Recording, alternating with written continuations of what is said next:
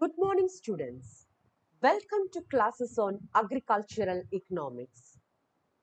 In the last video, we have discussed about the problems faced by agricultural marketing in India. Here, in this video, we will be discussing about the remedial measures taken by government to solve these issues. Today, we will be discussing about one of the remedial measures taken by Government of India, the regulated markets. So moving on to the topic, regulated markets. What is a regulated market? The regulated market refers to a market where the activities are to take under a set of rules and regulations. So in regulated markets, all the activities are conducted based on certain rules and regulations. So regulated markets are markets where activities are conducted based on certain rules and regulations. Now let us move on to the aims of regulated markets. So regulated markets have three important aims. And the first aim, regulated markets aims at the development of marketing structure to ensure fair prices to the farmers. So, first and foremost aim of regulated market is to ensure fair prices to the farmer. Second aim, to narrow down the price spread between producer and consumer. So, second aim of regulated market is to narrow down the price spread between producer and consumer. So, there is a price gap between producer and consumer. Consumers are paying higher prices for agricultural commodities, whereas producers, those who produce the commodity, get only lower prices for their produce. So there is a price spread between producer and consumer. For example, consumers pay say rupees 40 for 1 kg of onion. So consumers pay rupees 40 per kg of onion. And the producers, the people who produce the onion, they receive only rupees 10 for 1 kg. So consumers are paying 40 rupees, whereas the producers are only getting rupees 10. So rupees 30 is the price spread between producer and consumer. So there is a gap between prices paid by the consumer and prices received by the producer. So this gap is known as price spread. And regulated markets aims at narrowing down this gap. And the third important aim of regulated market is to reduce non-functional margins of the intermediary. So we were discussing about the price spread between producer and consumer. This price spread is taken by the intermediaries. So consumers are paying rupees 40 per kg of onion and producers are only receiving rupees 10. So there is a gap of rupees 30. And this rupees 30 is consumed or is taken by the intermediaries. So this gap is known as non-functional margins of intermediaries. So another important aim of regulated market is to reduce the non-functional margins of intermediaries. So there are three aims for regulated markets. So it aims at the development of marketing structure to ensure fair prices to the farmers, to narrow down the price spread between producer and consumer, and to reduce the non-functional margins of the intermediaries. Now let us move on to the certain important concepts in regulated markets. So here we will be discussing about four important concepts in regulated markets. They are market area, market yard, principal assembling market and sub-market yard. Now let us focus on market area. Market area is the area from which the produce naturally and abundantly flow to commercial centers. So market area is the area from which produces or agricultural products flow to commercial centers. So market area act as a go down, and usually market areas are located near to villages or inside the villages. So market area resides near to the production point of agricultural commodities. And the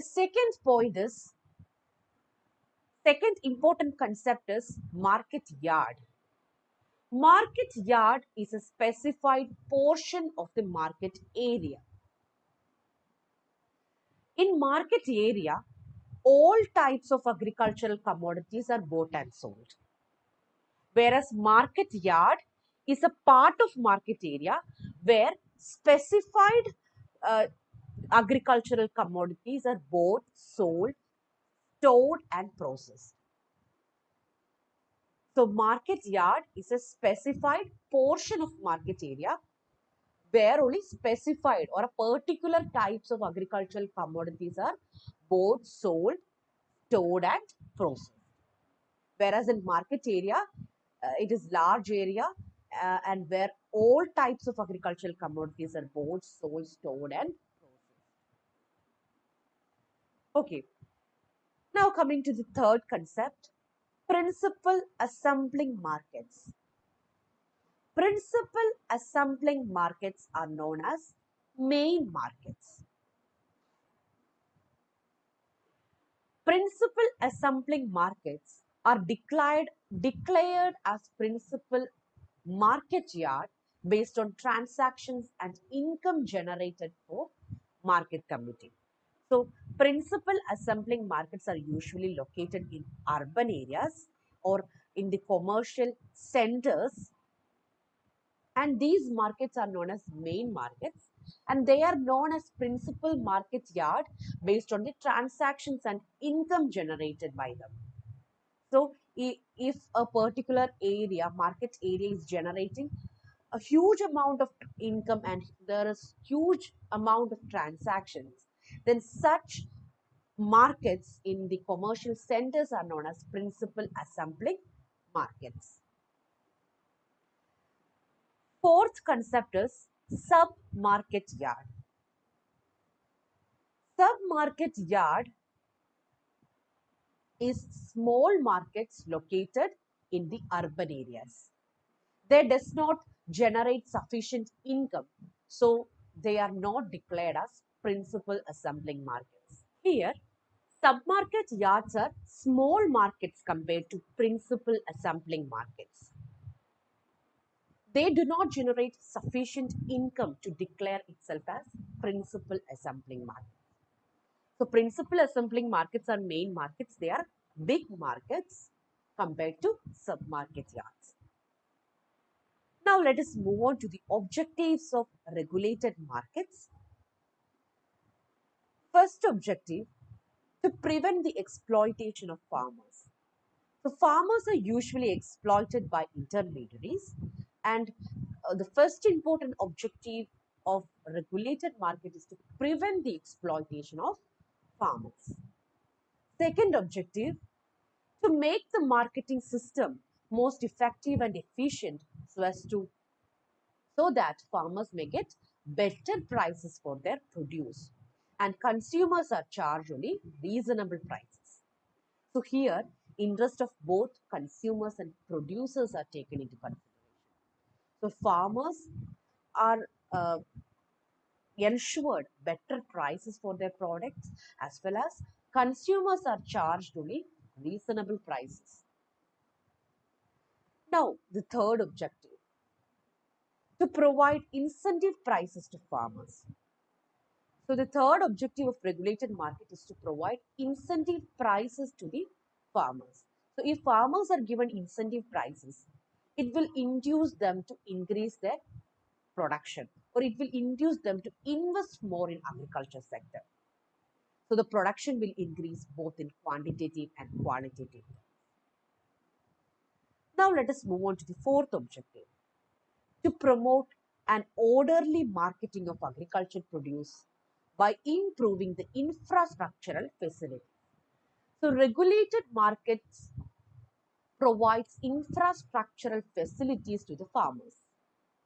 They provide storage facilities, warehousing facilities, and other infrastructural facilities to farmers.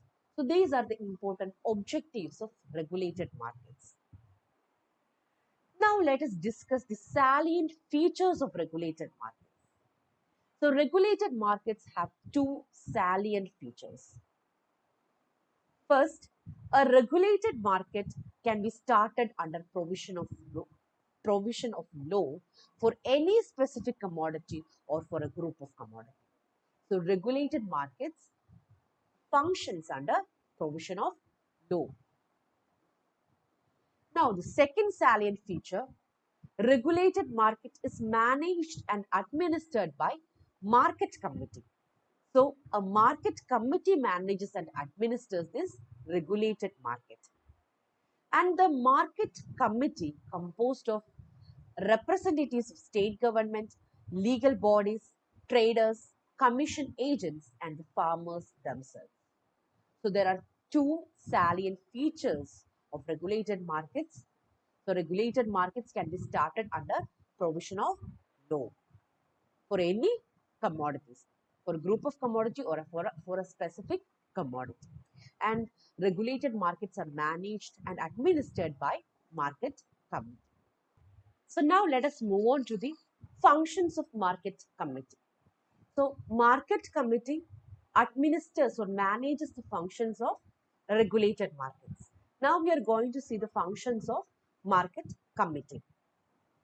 First function, the government appoints market committee for a definite period, and this committee is empowered with total management of the market.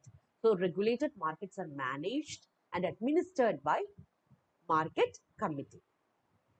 Now the second function, regulated sorry, these market committees usually fix the market charges. So market charges like commissions and other rates are fixed by the market committee. And the third function, market committee eliminates all dalals or brokers representing either the buyer or seller. So another important function of market committee is to eliminate the brokers or agents. Fourth function, the committee ensures remunerative prices to farmers as well as prevalence of the system of appropriate weights and measures. So market committee encourages the usage of appropriate weights and measures and thereby ensures remunerative prices to the farmers' products. Next function, the committee makes necessary provision for hearing all the complaints and settle those complaints accordingly. If there is any dispute between farmers or between farmers and agents or between farmers and traders, so all these complaints uh, are sold or settled by market committee. And last function, the market committee is given responsibility to license brokers and weighmen. So brokers and weighmen are given license by market committee.